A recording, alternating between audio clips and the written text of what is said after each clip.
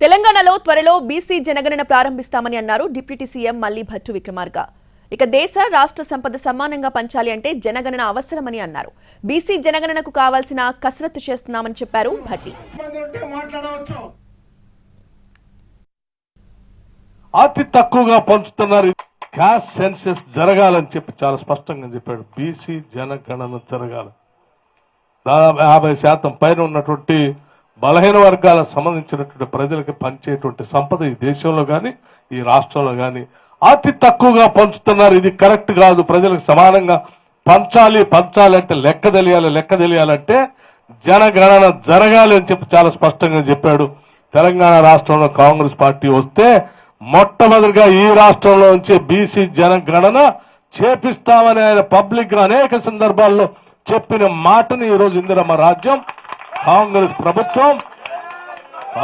ప్రభుత్వం ఆలోచన చేస్తాం.